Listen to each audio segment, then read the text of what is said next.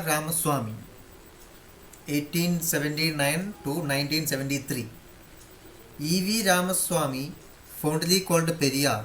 E.V. Ramaswamy को लोग बहुत प्यार से ऐसा कहते हैं पेरियार बाई हिज फॉलोवर्स. उसका फॉलोवर्स ऐसा कहते थे पेरियार.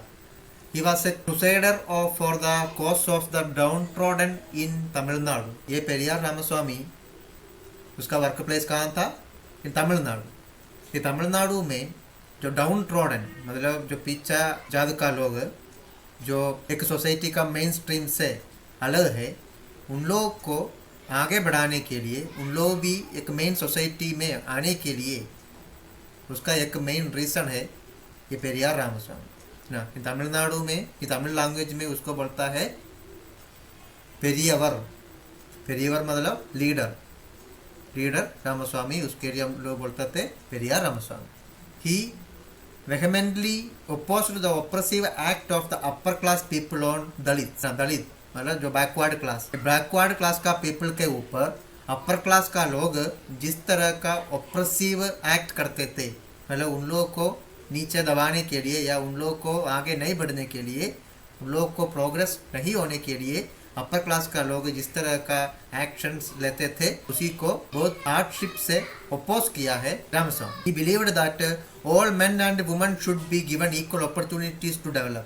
उसका बिलीफ ऐसा था सारा मेन वुमन ये सबको इक्वल अपॉर्चुनिटी मिलना चाहिए डेवलप होने के लिए. मेन और वुमन के बीच में भी किसी तरह का डिस्क्रिमिनेशन नहीं होना चाहिए. There should be no discrimination between men and women. ये सबको इक्वल अपॉर्चुनिटी मिलना चाहिए आगे बढ़ने के लिए. ये था इसका बिलीफ. पिक्चर है पेरियार विथ अम्बेडकर. अम्बेडकर के साथ पेरियार रामास्वामी, वो एक फाइल फोटो है. Periyar was against the superiority of the Brahmins who according to him were Aryans descended from the north oppressing the local Dravidians. Periyar Ramasamy एक और बात पर वो अगेंस्ट में था, द सुपीरियोरिटी ऑफ द ब्राह्मण. ब्राह्मण लोगों का सुपीरियोरिटी, एक समाज में ब्राह्मण लोग उन लोग अपने आप बड़ा समझता है, वो सुपीरियोरिटी के अगेंस्ट में था. Who according to him were Aryans descended from the north. उसके अनुसार ब्राह्मण लोग मतलब वो लोग आर्यंस से, who descended from the north, north में से आने वाला आर्यन लोग है ब्राह्मण. They oppressing the local Dravidians. उन लोग तमिलनाडु में आकर के लोकल द्रविडियंस जो द्राविड लोग हैं, जनरली वो नॉर्थ इंडिया का लोगों को लोग ऐसा बोलते थे आर्यंस लोग, और साउथ इंडिया का लोगों को क्या बोलते थे? द्रविडियंस. तो आर्यंस जो नॉर्थ इंडिया में रहता था उन लोग साउथ इंडिया में आकर के वो द्रविडियन पीपल को ऑप्रेस करते थे. इसका अगेंस्ट में था Periyar Ramaswamy. He started the self-respect movement to safeguard the rights of the Dravidian people. उसने एक सेल्फ रेस्पेक्ट मूवमेंट स्टार्ट किया है ना. It is to safeguard the rights of the Dravidian people. Dravidian people का राइट्स को बचाने के लिए एक सेल्फ रेस्पेक्ट मूवमेंट उस नाम का एक आंदोलन स्टार्ट किया है. And was a prominent leader of the justice party. Justice party का एक इम्पोर्टेंट लीडर भी है पेरियार रामास्वामी, विच ही ट्रांसफॉर्म्ड टू द द्राविडर कड़गम. बाद में ये जस्टिस पार्टी को उसको चेंज करके उसको ट्रांसफॉर्म करके द्राविडर कड़गम मतलब the party of Dravidians. Dravidar Kazhagam वो it is the word from the Tamil language. उसका मीनिंग यही है the party of the Dravidians. ऐसा नाम में एक पार्टी स्टार्ट किया. Periyar believed that equality for all would become a reality only when the caste system was eradicated. उसका भी चिंता यही था, ये सारा पीपल को इक्वालिटी मिलने के लिए, इक्वालिटी फॉर ऑल, ये सिर्फ एक सोसाइटी से ये कास्ट सिस्टम हटेगा तब, ये कास्ट सिस्टम को इराडिकेट करेगा तब वो पॉसिबल है. Due to his efforts and his agitations, the government amended the constitution to protect the rights of the oppressed. ना उसका एफर्ट के चलते बहुत ज़्यादा कोशिश किया था, उसके चलते एंड हिज एजिटेशंस वो बहुत सारा ये सोशल इवल्स पर ये जो कास्ट सिस्टम के अगेंस्ट में वो काम किया है, उस पर अपना गुस्सा दिखाया. ये सब के चलते government amended the constitution to protect the rights of the oppressed.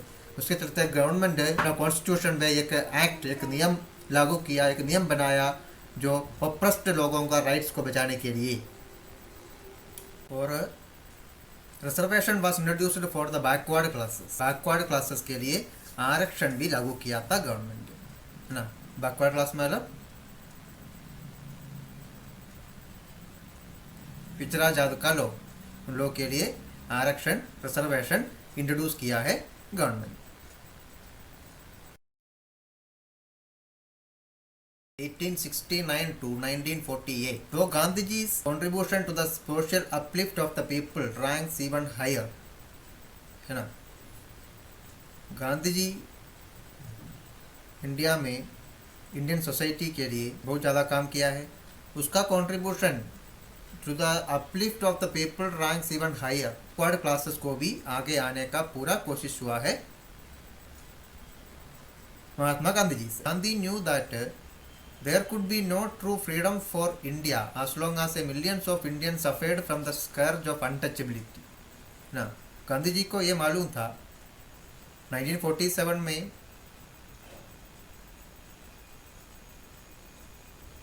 India को freedom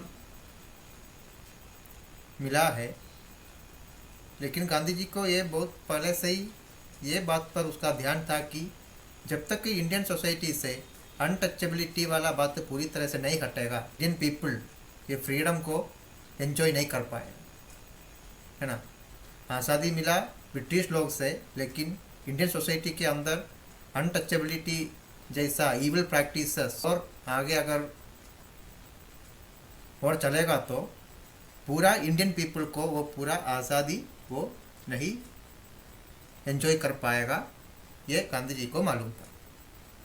Gandhi ji called the untouchables Harijans children of God.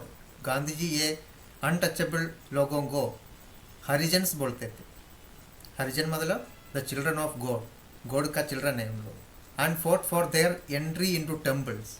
और गांधी जी ये हरिजन्स को, बैकवर्ड क्लासेस, अनटचेबल्स, उन लोगों को मंदिर में एंट्री करने के लिए, मंदिर में जाने का वो परमिशन हरिजन लोगों को भी मिलने के लिए बहुत ज़्यादा हार्ड वर्क किया है, बहुत ज़्यादा लड़ाई किया है इस कोस के लिए. यह हमारे की पिक्चर है Gandhi massaging the feet of a person with leprosy. ना, एक लेप्रेसी पेशेंट का फीट, उसका पैर मसाज कर देने वाला पिक्चर है Gandhi ji. He also started the anti untouchability league. उसने एक मूवमेंट को स्टार्ट किया था, एंटी अनटचेबिलिटी लीग. अनटचेबिलिटी के अगेंस्ट वाला एक लीग, एक आंदोलन, उसको भी स्टार्ट किया. Thus in his ashram the people of all caste are together. इसलिए गांधी जी का आश्रम में पूरा जात का लोग एक साथ रहता. Gandhi personally washed the toilets in the ashram to show people that such a task did not make anyone dirty and therefore untouchable. ना, गांधी अपना आश्रम में जो टॉयलेट्स वगैरह वो खुद साफ करते थे. वो इसलिए करते थे कि लोगों को ये दिखाना है that such a task did not make anyone dirty. ऐसा काम करने से, टॉयलेट साफ करने वाला काम करने से कोई भी लोग डर्टी नहीं होता है. एंड therefore untouchable, या सिर्फ उसी के चलते कोई भी लोग अनटचेबल भी नहीं होता है. और ऐसा होना है तो सबसे पहले गांधी जी को ही बोलना पड़ेगा अनटचेबल है. He ate food and drank water from the homes of Harijans. उसने हरिजन लोगों का घर से खाना खाया, पानी पिया है. Something Orthodox Hindus would never have considered doing, है ना. इस तरह का काम कुछ ऑर्थोडॉक्स हिंदू जो हायर कास्ट मानता है ना, उन लोग अपने आप जो ऊंचा जात का मानता है, उन लोग ये सब काम को सोच भी नहीं सकता था, लेकिन गांधी ये सब करके दिखाया है ना. ये जो अनटचेबल लोगों का घर में जा कर के उन लोग के साथ बैठ के खाना खाना, पानी पीना, ये सब ऊंचा कास्ट का लोग जो अपना लोग मानते थे, लोग का सोच से भी बाहर था ये सब का. महात्मा गांधी का कंट्रीब्यूशन अनटचेबिलिटी के अगेंस्ट में लड़ने वाला ये सब एक्ट सब है.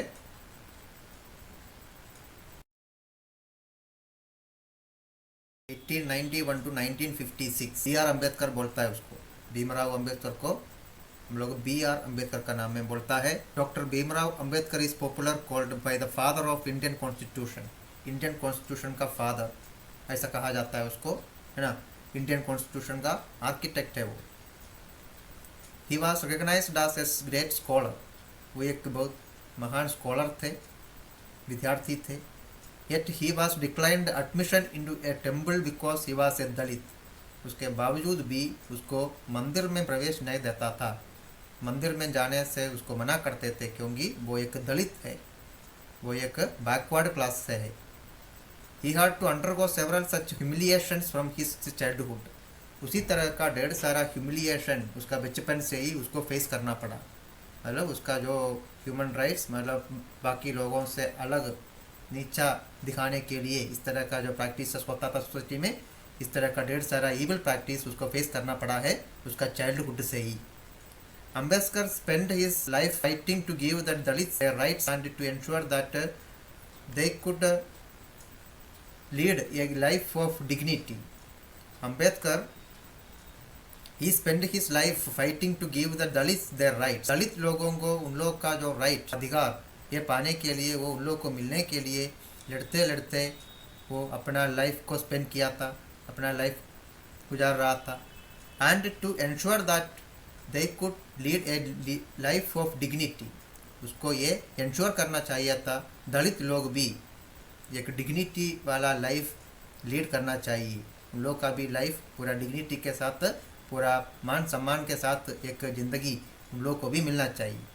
He fought for their right to enter temples and to draw water from the public well. उसने दलित लोगों को मंदिर जाने के लिए, वो अधिकार के लिए भी लड़ाई किया. और to draw water from the public well, है ना, जो विलेज का जो द पब्लिक वेल कुआं, उसमें से पानी निकालने के लिए भी दलित लोगों को परमिशन चाहिए, उसके लिए भी वो लड़ाई किया. He urged the Dalits to cast aside the religious taboos and superstitions that had bound them to servitude. He urged the Dalits to cast aside the religious taboos. उसने दलित लोगों को ये अर्ज किया है, ये बात समझाया है कि to cast aside the religious taboos and superstition. religious वाला जो अंधविश्वास, superstitions, unnatural things, ये सबसे दूर रहना चाहिए, है ना. ये सब और कास्ट के साथ कोई संबंध नहीं होता है. That had bound them to servitude, है ना. जिस चीज़ के लिए जो चीज़ बोल करके दलित लोगों को मेन स्ट्रीम में से, सोसाइटी का मेन स्ट्रीम में से अलग कर रहा है, उन लोगों को बैकवर्ड क्लास ऐसा समझा के उन लोगों को बाकी लोगों से अलग करता है, ये सब गलत है. ये सब कोई रिलीजियस वाला बात नहीं है, ये सब कोई सुपरस्टिशन वाला बात नहीं है, ये सब अलग है. ये बात को समझाया है दलित लोगों को doctor Bhimrao Ambedkar. Towards the end of his life he adopted the Buddhist faith. अपना जीवन का अंतिम होते होते वो बुद्धिस्ट फेथ पर ज़्यादा विश्वास करने लगा, बुद्धिज्म पर ज़्यादा विश्वास करने लगा, बुद्धिज्म को फॉलो करने लगा वो. Which he believed worked towards creating a classless society. क्योंकि उसका मानना था बुद्धिज्म वो एक क्लासलेस सोसाइटी बनाने में काम करता है. बुद्धिज्म और बुद्धिस्ट लोग, बुद्धिज्म का प्रिंसिपल सब एक क्लासलेस सोसाइटी को बनाएगा.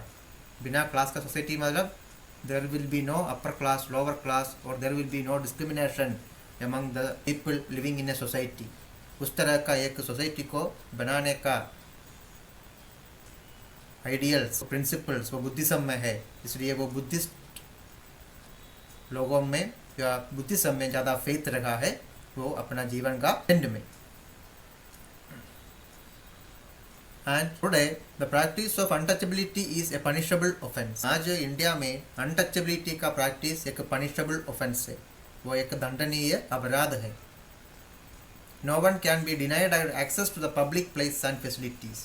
आज इंडिया में कोई भी जगह में किसी तरह का पब्लिक प्लेस और द पब्लिक फैसिलिटीज़ ये सब का यूज़ करने से किसी को भी मना नहीं कर सकता है. एक इंडियन सिटीजन है तो उसको ये सारा चीज़ यूज़ कर सकता है. वहाँ पर no caste, no religion, no upper class और लोअर क्लास डिस्क्रिमिनेशन, ये सब इंडिया में अभी नहीं चलता है. The consequence of the reform movement. Reform movement का कॉन्सिक्वेंस का परिणाम वो क्या क्या है. The reformers of the 19th and early 20th century were instrumental for the awakening of the people of India. Indian society का पीपल, इंडियन पीपल, उन लोग को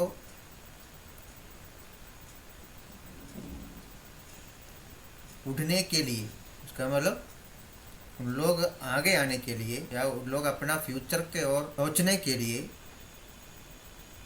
और इंडियन सोसाइटी में जो सोशल ईवल्स जो थे उसके अगेंस्ट में, उसके खिलाफ लड़ने के लिए, वो सोच रखने के लिए एक इंस्ट्रूमेंट बना था ये रिफॉर्मर्स। अब तक जिन लोगों के बारे में हम लोग ये चैप्टर में जो पढ़ा है, ये सब रिफॉर्मर्स के चलते Indian people, the people of India awake हो गया। एवेक हो गया मतलब अपना नींद से उड़ गया, है ना। अंदर का जो अज्ञता है ना, जो इग्नोरेंस, उसमें से उन लोग आगे आ गया है, उड़ गया है। या अपना सोसाइटी उसी तरह नहीं चाहिए, एक बढ़िया सोसाइटी चाहिए, एक क्लासलेस सोसाइटी चाहिए, एक कास्टलेस एक सोसाइटी इंडिया में चाहिए, ऐसा सोसाइटी में जीना चाहिए।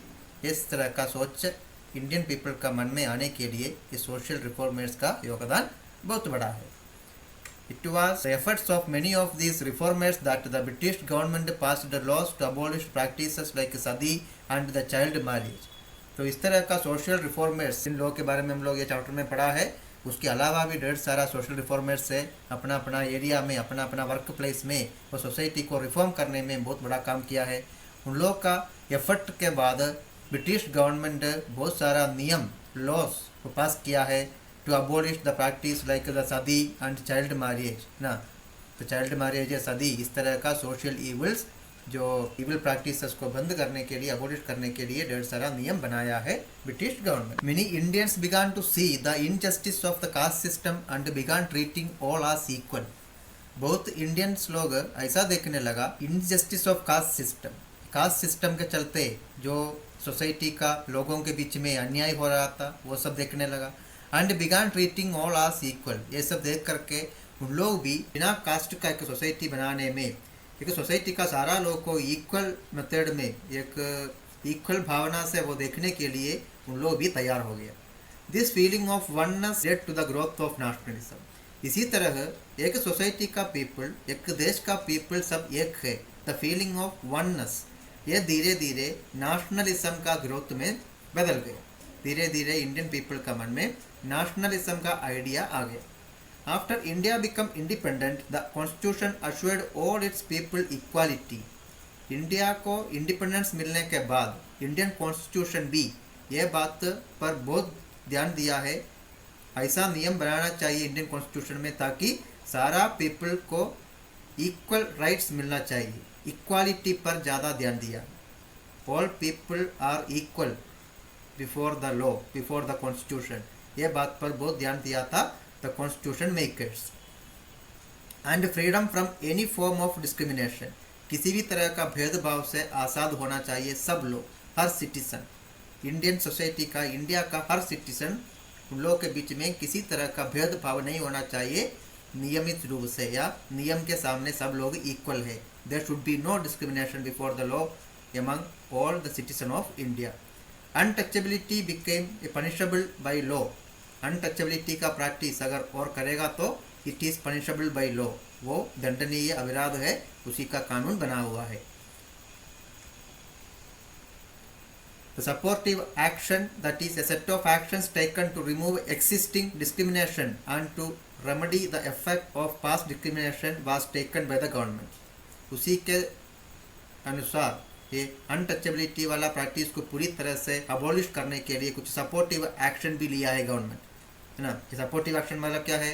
ए set of action taken to remove existing discrimination, जो डिस्क्रिमिनेशन सोसाइटी में अभी चल के आ रहा है उसको रिमूव करने के लिए कुछ नियम, उसको रिमूव करने का कुछ action. And to remedy the effect of past discrimination, या इसके पहले ये जो अनटचेबिलिटी, उस तरह का जो सोशल डिस्क्रिमिनेशन के चलते या उसका इफेक्ट में जो लोग आया है या जिसके ऊपर में इस तरह का डिस्क्रिमिनेशन हुआ है, उन लोगों के लिए भी कुछ रेमेडी स्टेप्स या कुछ रेमेडी एक्शन भी लिया है, या उन लोग को कैसे आगे ला सकता है उसके लिए भी गवर्नमेंट कुछ काम किया है। ये सब गवर्नमेंट की तरफ से, ब्रिटिश गवर्नमेंट की तरफ से इंडिया के लिए हुआ। The pre independence government and the post independence government. The Indian government it scheduled the Dalits and tribal people for affirmative action by including them in the 9th schedule of the constitution, है ना। Indian government आज़ादी मिलने के बाद जो constitution बनाया उस समय it scheduled the Dalits and tribal people for the affirmative action. उन लोग दलित लोगों को और द ट्राइबल पीपल, आदिवासी लोग, इन लोगों को ज़्यादा ध्यान देने के लिए, उन लोगों के लिए कुछ अफर्मेटिव एक्शंस लिया है।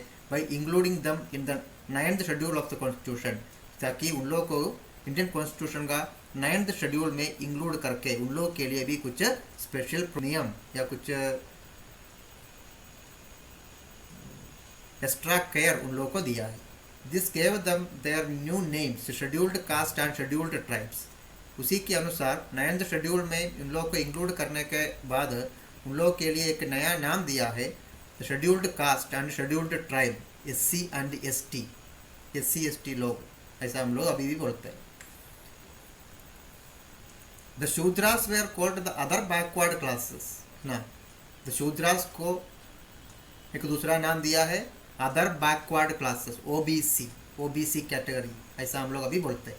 The constitution reserved quotas for them in central, state and local governing bodies. उसके अलावा इंडियन कॉन्स्टिट्यूशन के अनुसार in the central governing body, state governing body, local governing body, इसका मतलब सेंट्रल गवर्नमेंट, स्टेट गवर्नमेंट या the local governing body जैसे village panchayat, ये सब में इन लोग के लिए रिजर्व्ड कोटा भी है, मतलब उसमें से कुछ सीट इस तरह का ये बैकवर्ड क्लासेस का लोगों को देना चाहिए.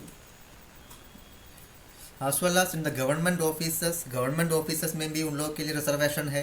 And in institution of higher education है ना, हायर एजुकेशन का इंस्टीट्यूशन में भी तरह का scheduled caste, scheduled tribe, OBC लोगों को रिजर्वेशन होता है.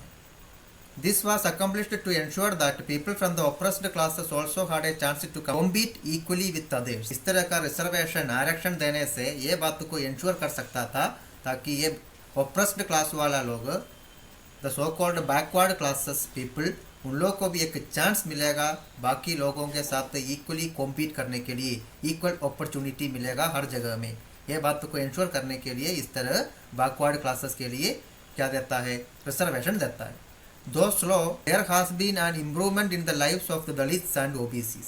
उसी तरह इस तरह से आरक्षण वगैरह देने के चलते, रिजर्वेशन देने के चलते धीरे धीरे ये ऑप्रेस्ड क्लास है, दलित एंड OBC लोग हैं, उन लोग का लाइफ में कुछ इम्प्रूवमेंट आया है या उन लोग का भी लाइफ इम्प्रूव कर पाया इस तरह का नेसेसरी एक्शंस लेने के चलते, स्टेप्स लेने के चलते. एक did you know fact file, Mayawati Kumari despite being a Dalit and a woman become the chief minister of Uttar Pradesh in 2007 में उत्तर प्रदेश का मुख्यमंत्री बना था मायावती कुमारी. वो एक दलित वुमन है विथ ए थम्बिंग मेजोरिटी, वो भी बहुत ज़्यादा वोट से वो जीता था इलेक्शन में. Leader of the Bahujan Samaj party, BSP का फुल फॉर्म है बहुजन समाज पार्टी. ये बहुजन समाज पार्टी का लीडर थे Mayawati. She rise to the post of the chief minister of one of the most politically powerful states of India. उसने इंडिया का एक most politically powerful state में से एक है उत्तर प्रदेश. उत्तर प्रदेश का पॉलिटिक्स और राजनीति वो पूरा इंडिया में वो बहुत इम्पोर्टेंट है. ये पूरा इंडिया का अदर पॉलिटिकल लीडर्स भी उत्तर प्रदेश का पॉलिटिक्स को बहुत इम्पोर्टेंट रूप से देखता था. वो उत्तर प्रदेश का ये चीफ मिनिस्टर बना था Mayawati. Proof of how much things have change in India. ये एक प्रूफ है इंडिया का हालात वो कितना बदल गया है, कितना चेंज हुआ है, उसका प्रूफ है ये मायावती का ये स्टोरी.